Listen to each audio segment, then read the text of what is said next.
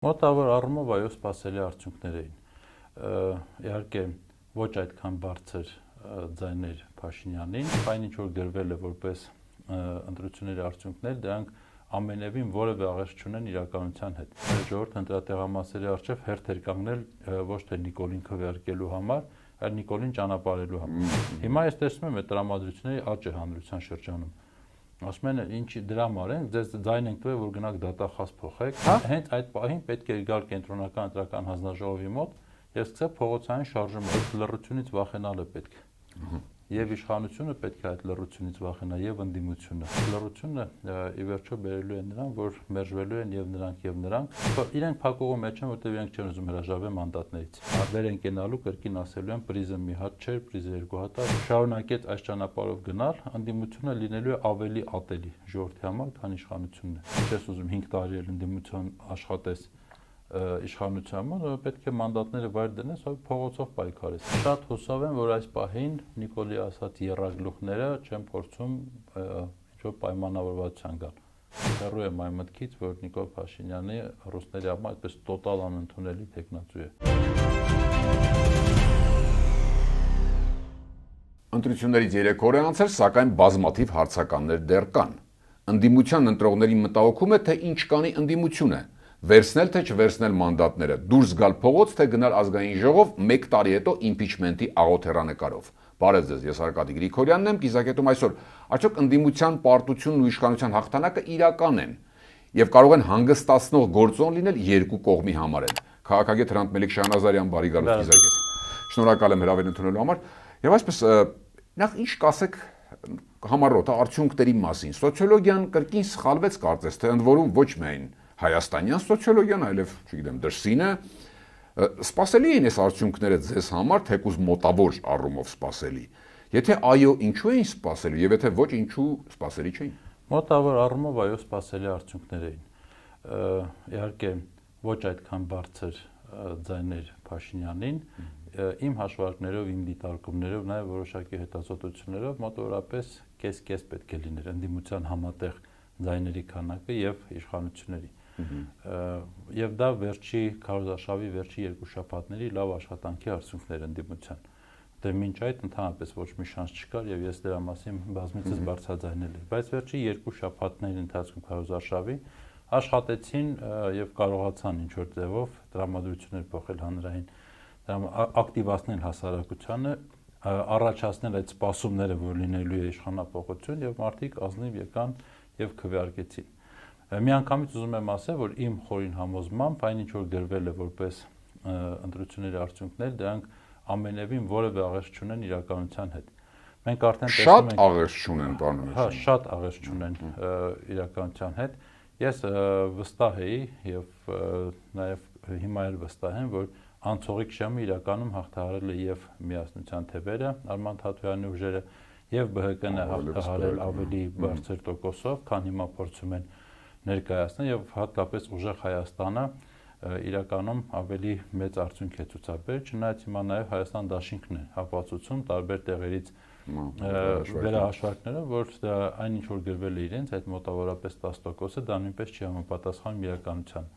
Այսինքն չեմ բացառում, որ իրական արդյունքներ ընտրության ընդդիմությունը ոչ թե պարտվել է, այլ նույնիսկ հաղթել է, չեմ էլ ասում 50-50, չնայած իմ սպասելիքները նախապես, ինչպես արդեն ասացի, այդ մոտավորապես 50-50%-ից առնվազն այդպես պիտի լիներ, ճիշտ եմ ասում։ Եվ ես ձեզ վստահեցնում եմ, որ մեր ժողովուրդը ընտրատեղամասերի առջև հերթ էր կանգնել ոչ թե Նիկոլին քվեարկելու համար, այլ Նիկոլին ճանապարհելու համար։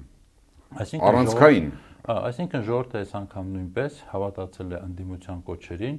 ընդդիմության խոստումներին, որ շուտով լինելու է իշխանափոխության, լսել է, անսացել է մարդկանց կոչերին, որ եկեք մասնակցեք, մասնակցության թիվն է մեծ եղել, եկեք մասնակցել են, քվեարկել են, ձայն են տվել հօգուտ ընդդիմության, ընդդիմադիր 4 ուժերի, ի հակառակ Նիկոլ Փաշինյանի։ Հիմա հարցը ընդդիմության մեջ է։ Այլ ձևակերպեմ շարունակենք հարցը։ Կանգնում եք, թե չէ այդ ձայները։ Տեր կանգնում եք, թե չեն, տեսեք։ Ձեր ասածին հակադիր վիճակ է այս պահին գոնե դաշտում։ Մի տեսակ դասական հետընտրական վիճակ է, որովհետև Հայաստանում բոլոր ընտրություններից հետո էլ գրեթե եղել է եւ վերահաշվարկ, որոշ ներերքում էլի սահմանադրական դատարան դիմել, ինչը որ հիմա ընթանում է, հա, ես դա ընդհանուր ընդդիմության ընդհանուր կարծիքն եմ հայտնում, մեկ այսպես անելու, մեկ այնպես։ Վերահաշվարկ սահմանադրական դատարանի դիմել, շատ դասական հետադրական վիճակ չէ, արդյոք ճիշտ է ձեր կարծիքով ընդդիմության այս մարտավարությունը, հաշվի առնելով նաև ձեր ասածը, որ այդ կես միլիոն եւ մի քիչ էլ ավելի է, հավաքական ձայներն եմ ասում ընտրողները, սպասում էին ընդդիմությունից այն, ինչ դուք եք հիմա ասում, ոչ միայն դուք։ Տեսեք, եթե խոսայինք 21 թվականի ընտրությունների մասին, այն ժամանակ ընտրակեղծիքները չնայած էլի եղել են, բայց այսքան ակնառու չէր։ 21 թվին եւ նաեւ ընդդիմությունը այն ժամանակ էլ խոստովանեց, որ իսկապես պարտվել են, այսինքն ժողովուրդը տարբեր պատճառներից ելնելով քվեարկել էր Փաշինյանի իշխանության օգտին, բայց այս ընտրությունների իրավիճակը միանգամայն այլ է։ Ես նորից եմ ասում, ժողովուրդը գնաց է եւ դեմ է քվեարկել Փաշինյանին, այսինքն չեն ցանկացել, որպեսզի շարունակի նա կառավարել մեր երկրում, եւ սա ենթադրում է, երբ որ դու արդեն ունես ժողովրդական աջակցությունը, դա մի գործողություն է ենթադրում, երբ որ դու չունես այդ աջակցությունը, մի այլ գործողություն է։ Ինչ գործողություն։ 21 թվականին այդ դատարան դիմելը եւ այլն, ձեր ասած դասական հետընտրական գործընթացը դա երես պահելու, փրկելու ինչ որ բաներ, ընդդիմությունն ինքն էլ էր հասկանում, որ դա չէ, պարտվել ենք այս պատճառները կարևոր չեն, բայց պարտվել են։ Իսկ հիմա միանգամայն այլ վիճակ։ Հիմա դու ունես ժողովրդի աջակցությունը, ժողովրդը քեզ ձայն է տվել, դու պետք է տեր կանգնես այդ ձայնին։ Դու չես կարող գնալ այն դասական ճանապարհներով եւ մեղմ ասած այդ ընդունված արտահայտություն կհա, պարտ թողնես, այնքան անես, մինչև մարդիկ հիասթափվեն վերջնականապես քեզանից էլ, իշխանություններից էլ եւ այլն։ Հիմա ես տեսնում եմ այդ տրամադրությունների աճը հանրության շրջանում։ Ասում են, ինչ դրա համար են, ձեզ ձայն ենք տվել, որ գնաք դատախազ փոխեք, կամ ձեզ ձայն ենք տվել, որ գնաք ընդդիմություն շարունակեք աշխատել պարլամենտում։ Հարցադրումները շատ բաց եւ հստակ են։ Եվ ինչքան ընդդիմությունը ուշացնում է իր կտրուկ գործողությունները, իր հստակ դիրքորոշումների հայտնումը եղած process-ների վերաբերյալ, այնքան մարդիկ ավելի հիասթափվում են։ Այսինքն այն, որ ասում է երկու շաբաթ մնացած լավ ակտիվ աշխատում ձայներ էին հավաքում, հիմա այն ինչ որ երկու շաբաթում են արել, մեկ օրում են կորցրել արդեն իմ խորին համոզմամբ։ Մարդկանց մեջ այդ հիասթափության բաները, տրամադրությունները շատ մեծ են։ Ինչ պետք է անեին։ Այսինքն այս երկու օրը որ ասում են սպասենք վերահաշվարկ, երբ պետք է գեներացվեր, ճիշտ այն պահին, երբ որ Նիկոլ Փաշինյանը դեռ քվեների 10%-ն էլ չհաշված, ընդ որում Երևանից ընդհանրապես ընդամենը 6 տեղամասի քվեր էր հաշված, դուրս եկավ եւ իրեն հայտարարեց հաղթող։ Հետո դադարեցրեցին հաշվարկը։ Ինչ ում էր սպասում ընդդիմությունը այդ ժամին։ Այդ պահերին ում էր սպասում։ Այդ պահին ինչ պիտի անը, հենց այդ պահին, հա։ Հենց այդ պահին պետք է գալ կենտրոնական ընտրական հանձնաժողովի մոտ եւ սկսել փողոցային շարժումը, որպեսզի այդ խաբեությունները, կեղծիքները, ժամանակ շահել, ձգել եւ այլն այս քաղաքական խաղերի մեջ մտնելու հնարավորությունից լիակատար զրկված լինել այս իշխանությունը։ Չի արվել, ընդդիմությունը նստած սպասում է, թե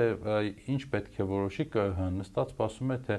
ինչ պետք է ապագայում որոշի սահմանադրական դատարան, ընդհանրապես կընդունի այդ գործը, թե չի ընդունի սահմանադրական դատարան։ Դուք հասկանում եք, եւ ասում եմ, ամեն մի ժամը, ամեն մի հատ նման ոչ հստակ արդյունքով գործողությունը բերում է մարդկանց հիասթափության։ Այսինքն ընդդիմությունը ինքներն էլ է հակասում, համ ասում է ապոր իշխանությունը ապորինի գործող է, համ էլ սպասում է ապորինի գործող իշխանության մարմինները ինչ կանեն, հա։ Ասեք, կարելի է նույնիսկ եթե ուզում ես, ասեք, հիմքում դնել, այսպես ասած, իրավական գործընթացը, որը Հայաստանում վաղուց գոյություն չունի, բայց եթե նույնիսկ դա դնում ես, դու պետք է հնդածես ասես, որ գնում ենք, այո, այս ճանապարհով զուգահեռ սա, զուգահեռ սա, զուգահեռ սա, ոչ թե սպասենք, տեսնենք ԿՀ-ն մեզ կհամարի, հաղթող թե չի համարի, հետո տեսնենք Բարգավաճը կանցնի թե չի անցնի, հետո անցնելուց հետո մի հատ նստենք, որոշենք, տեսնենք կվերցնենք մանդատը, թե չենք վերցնի, ընթացքում մի հատ սահմանադրական դատարան դիմենք, թե չի, կես տարվա պլան են ասում արդեն, իսկ մինչդեռ դեռ պայքարը միանգամայն ուրիշ տեղ պետք է ընթանար։ Իսկ լավ, մի պահ մտածենք իրենց տեսանկյունից, Facebook-յան ակտիվությունը, այդ որ չենք տվել, որ մանդատ վերցնեք, այդ հասարակության մեջ եք դուք նկատել, այսինքն կարճ ասած մարդ դուրս կգար այդ գիշերվա 2-ին ԿՀ-ի մոտ, եթե ընդդիմությունը առաջնորդ։ Սպասելիքները շատ էր, բայց իսկապես սպասելիքները շատ էր, ձևավորվել էր այդ ակնկալիքը, որ հունիսի 8-ից մենք ունենալու ենք նոր վարչապետ եւ այլն, ու այո, մարդիկ եկել էին քվեարկության, ասում են մարդիկ կային ժամերով հերթ են կանգնել, որպեսզի գնան քվեարկել։ Հա, դա խոսում են շուտ։ Կանգնած մարդը ինքը կգար տեր կկանգներ, ինքը ուզում էր Բայց հիմա մի հատ դուրս եկեք քաղաքում քայլի, քաղաքում լռություն է։ Այո, չի երևում որևէ։ Չէ, լռություն, մարդիկ լուռ են։ Հասկանում եք, այն մի հատ ասացված կա, որ ասում է կախված մարդու տանը պարանից չեն խոսում։ Հիմա փողոցում մարդկանց հետ նայում եմ, ոչ մեկ չի ասում, էս ինչ եղավ, էս ոնց եղավ։ Լուռ ասում են դե լուռ են։ Իդեպ ասեմ, որ այդ լռությունից վախենալը պետք է։ Եվ իշխանությունը պետք է այդ լռությունից վախենա, եւ ընդդիմությունը, որովհետեւ ժողովրդի լռությունը ինքը հենց այնպես չի լռում։ Եթե լռում է, հետո ինչ որ ինքնաբուխ բաներ եք ակնարկում, հա, ինչ նկատի ունեք։ Էներգիա է կուտակված, շատ բացասական էներգիա եւ մեծ հիասթափություն, թե նրանցից կուտակվում է։ Եթե ընդդիմությունը այս պահին արագ քայլեր չձեռնարկեց, մարդկանց չառաջնորդեց, մարդկանց ձայնին քվեին տեր չկանգնեց եւ մարդիկ դա տեսան։ Այդ լռությունը ի վերջո բերելու է նրան, որ մերժվելու են եւ նրանք եւ այո, լինելու են շատ լուրջ սոցիալական զարգացում, դա օրինաչափություն է, պատմական օրինաչափություն է։ Ժողովուրդը կարող է համբերել, ինչ որտեղ դիրքորոշում հայտնել, ինչ որտեղ հետո հակառակին գնալ եւ այլն, բայց երբ որ լռում է, այդ բան կա էլի, որ ասում է փոթորկից առաջ լռությունը։ Ես դա զգում եմ, ես այդ լարվածությունը հանրության շրջանում տեսնում եմ։ Հիմա այս պահին օրինակ դուք ընդդիմությանից եք առաջարկում, հիմա ուշ չէ արդեն փողոցի կոչանը, թե փողոց դուրս գալ, զուգահեռ սպասել, թե ասել հենց հիմիկվանից որ մանդատները վայր ենք դնում, այդպես քաղաքական ճգնաժամ գեներացնելով փողոց դուրս գալ։ Որն է ճիշտ այս պահին ձեր կարծիքով։ Անկեղծ չգիտեմ որն է ճիշտ, որտեվ իրենք էլ են միցակ փակողու մեջ։ Բայց իրենք փակողու մեջ են, որտեվ իրենք չեն ուզում հրաժարվել մանդատներից։ Իրենք մտածում են, որ դե արդեն ինչ-որ մի բան ձեռք բերել են, օրինակ դատախազ չեն կարող նշել։ Արդեն մի քիչ էլ 8 հոգու էլ մեր կողմ կանենք եւ այլն, ինչ որ sense զրույցներ են անում։ Հայաստան դաշինքներն այնց օգտվում են նրանից, որ երկրորդ տեղն են, ասում են դե խոշորները ոնց կորոշեն մենք, բայց լավ կլինի, որ միասին որոշենք եւ ընդդիմությունը չի ուզում հրաժարվել այդ մանդատներից։ Ինձ համար սա արդեն ավելի քան ակնհայտ է, ավելի քան պարզ է։ Այդ էլ են աբեր են կենալու կրկին ասելու են պրիզը մի հատ չէր, պրիզը երկու հատ է, հիմա մենք այսքան ենք ազգային ժողովում մի քիչ էլ կաճենք, չգիտեմ, հանրային տրամադրություններ կգեներացնեն։ Ես դա արդեն տեսնում եմ, որ ընդդիմությունը գնում է այդ ճանապարհով։ Ինչ կստացի Ալեն Սիմոնյանի կանխատեսումը ճիշտ է, որ 2031-ին էլ Փաշինյանը կգնա այդ ճանապարհով։ Ինչքան էլ որ այո, եթե այս ճանապարհով գնացին, Ալեն Սիմոնյանի կանխատեսումը ճիշտ է։ Իսկ եթե չենք ուզում, որ մենք ունենանք այդ վիճակը, որ 5 տարի հետո էլի կանգնեն, ասեն դե 21 թվին պայմանական ընդդիմությունը ուներ, չգիտեմ, ինչքան 29%, 26-ին ունի պայմանական 35% օրինակ, հա, մի քիչ էլ են կաճել, դա տենց մի 10 տարի հետո կամաց կարող է նաև բան փոխվել։ Երեք Ռուբեն Ռուբինյանը իրենք էլ կարծես ոնց որ ակնարկի են։ Ռուբեն Ռուբինյանը հանրայինում ասում էր, գիտեք, այն նախկին իշխանությունների ժամանակ գրեթե բոլոր ընտրությունների հենց հաջորդ օրը կամ այն ձեր ասած գիշերը արդեն մարդ էր դուրս գալի, որտեղ մարդիկ գիտեին, որ իրենց ձայնը կեղծված է։ Ուզում եմ ասել, դե օրինակ է, բա հիմա ուրեմն այդպես չէ, ասում եմ։ Որովհետև պայքարը առաջնորդող չկա, կա հանրային պատվեր, սոցիալական պատվերը, քաղաքական կա,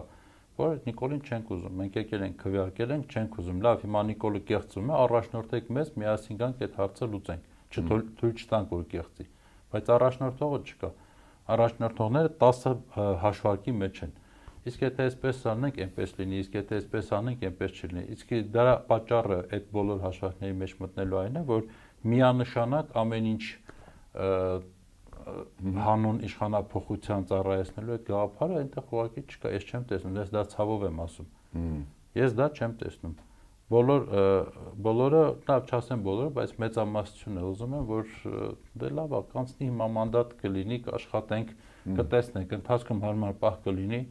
նորից կփորձենք։ Բայց խոստումը դա չի եղել։ Ամբողջ հարցը հենց դա է, խոստումը դա, ձեր ասած հերթերը դրա համար չեն, խոստումը դա չի եղել։ Այո, ես էլ հենց դրա մասին եմ խոսում։ Խոստումը դա չի եղել, ու եթե շարունակեց ընդդիմությունը այս ճանապարհով գնալ, ինքը շատ արագ, հենց հիմա ձեզ ասում եմ, ամեն աստծո իրանք մեծ կորուստներ են ունենում, ամեն աստծո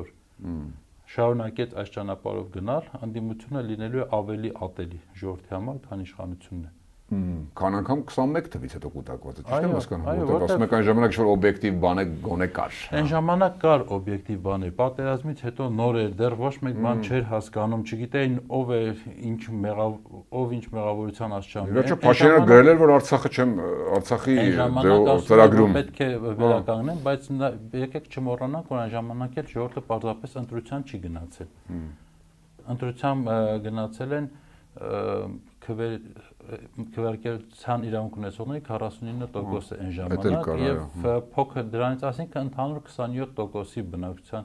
ձայնով էր Փաշինյանը դարձել նորից վարչապետ, ԿՊ-ն իշխող ուժ եւ ընդամենը այդ 27 մոտավորապես կարող է 25 թիվը լավ չեմ հիշում, բայց դրա սահմաններում։ Իսկ այդ տոկոսի որոշումով է որ Արցախը հանձնվել, այդքան փախստականներ են ունեցել, հիմա թրիփ է կառուցում, չգիտես ինչեր է արում, բայց այս անգամ մարդիկ եկել էին քվեարկության։ Մարդիկ եկել էին, այսինքն այդ ֆրուստրացիայի ամեն ինչի զզվելու բանից փորձում էր դուրս գալ հասարակությունը։ Ու նորից եմ ասում, եթե այդ տրամադրություններին տեր չկանգնեն, ընդդիմությունը հանցագործություն կլինի դա։ Պարզապես մեծ հանցագործություն։ Հիմա ես կարող եմ մանդատ վայր դնելը ամենաճիշտ ուղին չէ այս պահին, բայց իմ տեսակետից դա է ամենաճիշտ ուղին։ Համենայն դեպս պետք է հստակ իմ կարծիքով, եթե դու ուզում ես իշխանափոխություն, թե չես ուզում 5 տարի էլ ընդդիմություն աշխատես իշխանության մոտ, պետք է մանդատները վայր դնես, որ փողոցով պայքարես, հարտախորհրդը ամեն ինչ անես, որ այդ կեղծված խորհրդարանը չլեգիտիմացվի որևէ կերպ։ Մյուս կողմից էլ վերահաշվարկ են անում եւ ուղիղ հայտարարող ձայներ են գողացել։ Լավ, եթե այդքանն էլ ասում եք, էլ գնալ ազգային ժողով գնալը լեգիտիմացնել, չէ՞, այսքանը ասելուց հետո էլ ինչ են գնում։ Դե գնաս ճանաչում ես, չէ՞։ Գնում ես ճանաչում ես։ Գնում ես, այսինքն եթե չես ճանաչել, գոնե համակերպվել ես, ասես լավ դա կեղծել են, շատ չեն կեղծել, բայց լեգիտիմացում է, այո։ Եթե այս ընդդիմությունը գնաց եւ ազգային ժողովում ընդդիմություն աշխատեց Նիկոլ Փաշինյանի մեծամասնության պարագայում, համարեք որ զրացած են, որևէ կաթի արժեք չունի նրանց ոչ խոստումները, ոչ ասածները, ոչ էլ արածները։ Ռուբինյանները ասում են չեն գալիս, թող չգան, երջանիկ կլինեն։ Կեղծում էր թե իրոք երջանիկ կլինեն։ Կեղծում է։ Իրանք երջանիկ չլինեն, իրանք երջանիկ կլինեն, եթե կա այնտեղ մի փոքրամասնություն ընդդիմության, որի հաշվին կկարողանան իրենք անդադ ինքնահաստատվել։ Մի օր ծեծելով, մի օր անպատվելով, մի օր այլ ճանապարհներ մեթոդները գիտենք, էլի տեսել ենք ինչպես են աշխատում իրենք ընդդիմության հետ։ Հա, աշխարհին ցույց կտան, որ կա ընդդիմություն, լսեք։ Աշխարհին ցույց կտան, որ ժողովրդավար ընտրություն է անցել, աշխարհն է պատրաստ է դա ընդունել որպես ժողովրդավար, արդեն իսկ ընդունել է։ Ասեն ընդդիմությունը գալիս է ինչ-որ բաներ են խոսում։ Կարող է մեկ ու մեջ էլ նույնիսկ փորձեն ընդդիմադիրների հետ ինչ-որ համատեղ բաներ անել, չգիտեմ, գործողումներ եւ այլն կտանեն, կբերեն, կասեն, տեսեք, ցիվիլ երկիրը ամեն ինչ լավ է, բոլորը երջանիկ են։ Մինչդեռ ժողովուրդը լուռ է, նորից եմ ասում, ժողովուրդը լուռ է։ Արկադի, ես փողոցում քայլում եմ, ես նման բան չեմ հիշում։ Ինք այդ գիտեք, դա եւ վիրավորվածություն է եւ մանտրաժն է սովորական։ Այսինքն միջև ընտրությունը ինձ փողոցում տեսնում էր, մոտենում էին, բան չմնա, հեսա տեսեք եւ հիմա մոտենում են, ասում են ոնց ես։ Ի վերջո ընդդիմությունը կոչ արեց Ժորժ ջան ակտիվ մասնակցել, դա էլ արեցին, դա ասում եք հերթերը ճիշտ եք ասում, հերթեր եղել են շատ։ Լավ, այդ պարագայում եթե մի քիչ ավելի շրջանակը նեղացնենք, մի կողմ դնենք, որ ասում էին գոյաբանական խնդիր կա Հայաստանի, այդ ընտրություններ նույն բաններ, հա, կանգնած ենք շեմի, եզրին եւ այլն, բայց այստեղ նաեւ ինչ-որ առումով անձնական ինքնապահպանման բնազդել պետք է աշխատի, չէ՞։ Փաշինյանը հայտարարեց երեկել ընտրության քարոզարշավի ժամանակ է, որ իր խոսքով երրագլուխները չեն հասցնելու փախչել, երազելու են փախչել երկրից, բոլորն էլ նստելու են։ Ինքը տեսեք դասական ընտրապայքարն այսպես է հակադարձում, երեք տեսանք հենց առաջին քայլը։ Գագիկ Ծառուկյան, երեք տեսանք։ Շատ հուսով եմ, որ այս պահին Նիկոլի ասած երրագլուխները չեն փորձում ինչ-որ պայմանավորվածության գալ։ Շատ հուսով եմ։ Ցավոք սրտի վստահ չեմ կարող ասել, որ դա այդպես չի, բայց հուսով եմ, որ չեն փորձում Նիկոլի հետ ինչ-որ պայմանավորվածության գալ, որ դե լավ անցած լինի։ Մենք ընդդիմություն, դուք իշխանություն, իրար քննադատենք, անցնենք, բայց այդ կատաղած բաները եկեք մի կողմ թողնենք։ Հա, որտեղ նստեցնելու 3-ին էլ, ուղիղ ասեց, հա, նստելու եք մինչև դա ինչ էր, առաջարկի պես մի բան էր նաև, հա, այդպես է կարծում։ Ես ասում եմ, ես շատ մեծ հույս ունեմ, որ ընդդիմությունը չի մտածում, թե կարող է պայմանավորվել։ գոնե այդ իրենց համար վտանգույն սցենարից խուսափելու համար։ Ավարտենք մի քիչ վերջում արտաքին գործոնով, այդ ընթացքում շատ էր խոսում Ռուսաստանը իր այս քայլերով մի կողմը ասում էր վերլուծաբանների եւ այլն, որ ընդդիմությանն է աջակցում, քանի որ այսի վատ վիճակի մեջ է դնում, հա, ժողովրդին, որ տեսեք։ Մյուսները ասում են հակառակ էֆեկտը կունենա։ Հիմա ձեր կարծիքով ինչ էֆեկտ ունեցավ եւ այս պահին Ռուսաստանի դիրքորոշումը ինչպես է գնահատում, ինչին է սպասում ենք։ Ես կարծում եմ, որ իրականում հակառակ էֆեկտ է ունեցել։ Այսինքն հակառուսական տրամադրություն ունեցող հատվածը մեր հասարակության, որը փոքր չի եւ որը օբյեկտիվ պատճառներով է, որ փոքր չի, կոնսոլիդացվել է իշխանությունների դեմ։ Դա իշխանական մի քարոզչություն էր, որի մեջ բոլորը են կանել, այսինքն ընտրությունը ներկայացրեցին որպես Արևմուտքի եւ Ռուսաստանի միջև ընտրություն։ Եվ կամ իշխանության են գալու ռուսի դրածոները, կամ Արևմուտքի սիրելի Նիկոլա, այսինքն այս բաները դրեցին եւ արևմտյան մամուլը դրա օգտին շատ լավ աշխատեց։ Ես նայում եմ Deutsche Welle կլինի, BBC կլինի, Euronews կլինի։ Շատ ակտիվ էր։ Նման կարգի լրատվություն հայկական ամենադեղին կայքերում չես տեսել, որ կան ակնհայտ քարոզչական բաներով, լոզունգներով նյութեր էին պատրաստում։ Եվ ակնհայտ կեղծված հարցում էր ապարակեցին Հայաստանում, Պուտինը պարտվեց, երևի Թրամփն էլ հաղթել է, երևի, չգիտեմ այդ բանը։ Բայց այդ ռուս-ամերիկյան, ռուս-արևմտյան հակամարտության մեջ դնելը մեր ընտրությունները իր ազդեցությունը ունեցել է, այո, հակառուսական մասան կոնսոլիդացվեց Նիկոլի շուրջ։ Դա իրենց միանշանակ օգուտ է բերել, ինչու է դա այդպես արել Ռուսաստանը, չեմ կարող ասել, հասկացել են, թե չեն հասկացել, իսկապես դժվար է, որովհետև ես հեռու եմ այն մտքից, որ Նիկոլ Փաշինյանը ռուսների համար այդպես տոտալ անընդունելի տեխնացու է։ Ես ավելի անկեղծ ասեմ, շատ խորը խնդիրներ նրանց հարաբերություններում չեմ տեսնում։ Եվ ձեզ վստահեցնում եմ այսօր, եթե Փաշինյանը մնաց վարչապետ, շատ արագ, բառացիորեն 2-3 ամսվա ընթացքում Ռուսաստանի հետ տնտեսական բազմաթիվ հարցեր է լուծելու եւ գալու ասել, տեսեք, համ այնտեղ հիմա կարող ենք աշխատել, համ էլ հեսա 100 ֆուրց Իրան ուղարկում ենք Լեհաստան։ Դուրս չի գալու յատը, բայց այսինքն Իհարկե դուրս չի գալու։ Ավելին ինքն էլ է հայտարարել, ասել է ես կգնամ իրենց հետ անկեղծ կխոսեմ, այդ հարցերը կլուծեմ։ Չի էլ թաքցնում, որ դա այդպես է լինելու, ես մտածում եմ, համոզված եմ, որ ռուսները դա կանեն։ Այս ըստ այդմ ռուսները ինչ կանեն, ինչին են սպասում, օրինակ ինչ կան, չէ՞, կարծիքներ կա, որ չեն ճանաչի եւ այլն, որ սպասում են, ասում են պաշտոնականներ հրապարակվի։ Կհրապարակվի, շնորհավորեն, ինչ կանեն ձեր կարծիքով։ Չգիտեմ, դժվար է ասել։ Դե որ պաշտոնականը հրապարակվեց, համակերպելու են դրա հետ։ Հիմա շնորհավորանքը ինչ տեսք կունենա, դժվար է ասել։ Հնարավոր է այդ բանը պահպանվի, ցույց տալը, որ մենք դեմ ենք խիստ եւ այլն, դեռ դա նաեւ Ռուսաստանի հանրության համար է կարեւոր։ Քարոզչությունը այնքան շատ է տարբեր, որ Հայաստանը գնում է դեպի արևմուտք, ուկրաինական ճանապարհով է գնում եւ այլն, որ հիմա եթե շնորհավորեն իրենց հասարակության ներսում հարց է առաջանալու, ասեն դե ինչին եք շնորհավորում նոր Ուկրաինայի, նոր պատերազմական ճակատի ստեղծմանը մեզ համար։ Բայց ինչ որ ձև կգտնեն ռուսները ցույց տալու համար, որ հեսա մի քանի օրից հետո Ռուսաստանի օրն է Հայաստանում, կարծես թե ամսի 12-ին նշվել է։ Իրենց պետոնը, հա։ Այո, դեսպանատունը հրավերներ է ուղարկել, այդ թվում ինձ։ Հետաքրքիր է, կարելի է գնալ եւ տեսնել, թե ինչպես է արձագանքում Ռուսաստանի ներկայացությունը Հայաստանում այդ ընտրություններին եւ ընդհանրապես Հայաստանի պաշտոնյաներից ով կգա։ Վստահաբար առնվազն փոխվարչապետ, ինչպես նախորդ տարին։ Մհեր Գրիգորյանը կլինի, ես չեմ կասկածում։ Ես դες ասածս այն է, որ Ռուսաստանում այդքան էլ դեմ չեն Փաշինյանին։ Այո, ինչ որ բաներ դուր չի գալիս քարոզչական տեսակետից եւ այլն, բայց մյուս կողմից էլ ինչ խնդրեմ կա Հարավային Կովկասում, կարելի է հեշտ բարթել Փաշինյանի վրա։ Թուրքերին ճամփա տալ,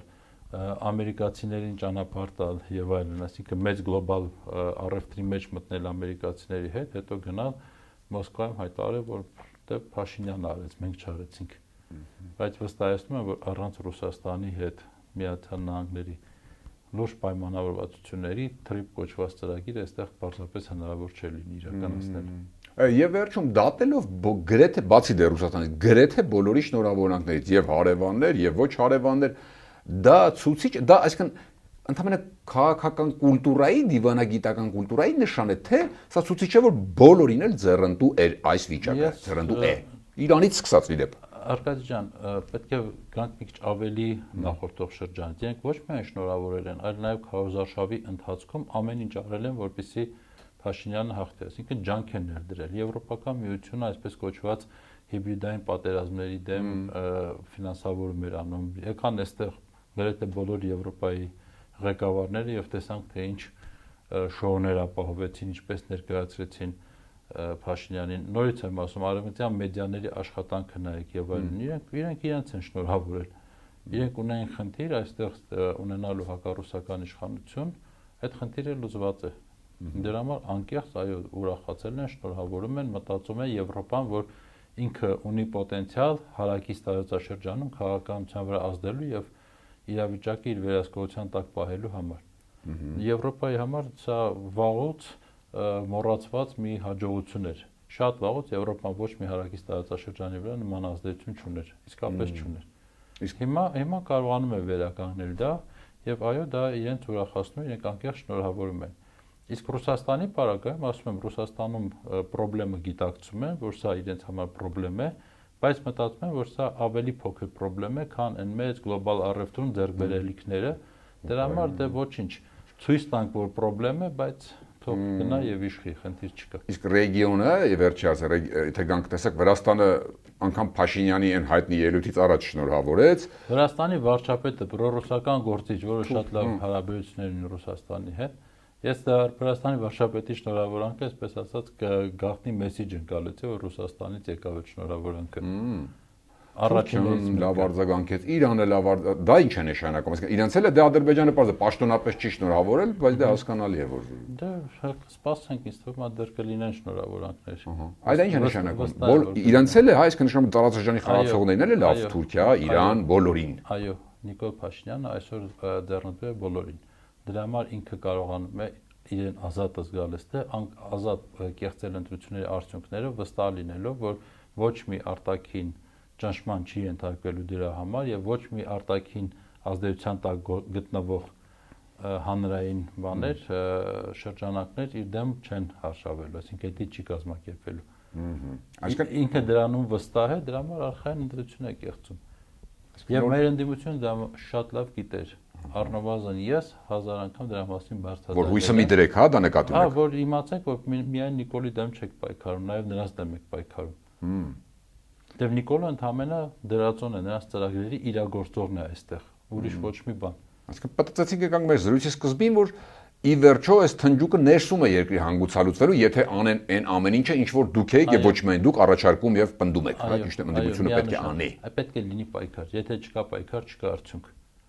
Այն ինչ որ եղավ ընտրությունների ժամանակ, դա պայքար չէր։ Դա process էր, որը անցանք։ Process, պայքարի եւ process-ի տարբերությունը շատ է։ Հիմա էլ են process ուզում անցնել։ Ես էլ դա եմ ասում, եթե գնում ենք այդ process-ներով, ծայրում միանշանակ պարտություն է։ Չկա պայքար, ուր է կա, ինչ որ ոչ մեկ ինձ կոչ չի արել այսօր գնամ հրապարակ։ Այսինքն բանը Փաշինյանը Մադուրոն չի գանգողանան տանեն, էլի դրսից պետք է դուք անեք, ճիշտ է։ Մոտարապես այդ հույսը դնես դրա վրա, էլի։ Հակառակը մտածենք, հանկարծ մի բան լինի, նոր Մադուրո դրսից կբերեն, կփորձեն կդնեն, որ այդ գծի մեջ լինի։ Դա է դրսի շահը այս պահի դրությամբ։ Համաշխարհային աշխարհական լուրջ գործընթացներին եւ այդ գործընթացները մի մասով վերաբերում են նաեւ մեր տարածաշրջանին։ Տեսեք, թե Իրան, Ամերիկա, Իսրայել հարաբերությունները մինչև այդ Իրան, Իսրայելը փորձում է խախտել Միացյալ Նահանգները Իսրայելին է սկսում։ Այսինքն ինչ որ մի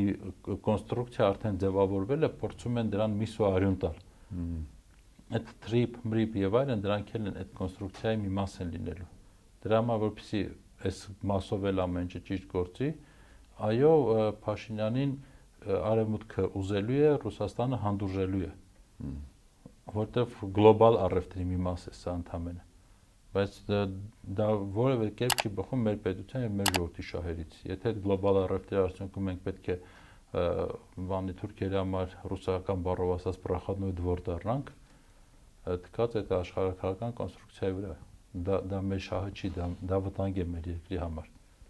Շատ շնորհակալ եմ հետաքրքրության համար։ Հիշեցնեմ կիզակետում այսօր քաղաքագետ Հրանտ Մելիք Շահնազարյանն էր, կիզակետի թողարկումներն ու շատ այլ տեսանյութեր դիտելու համար առաջարկում եմ բաժանորդագրվել մեր YouTube-յան ալիքին, կհանդիպենք։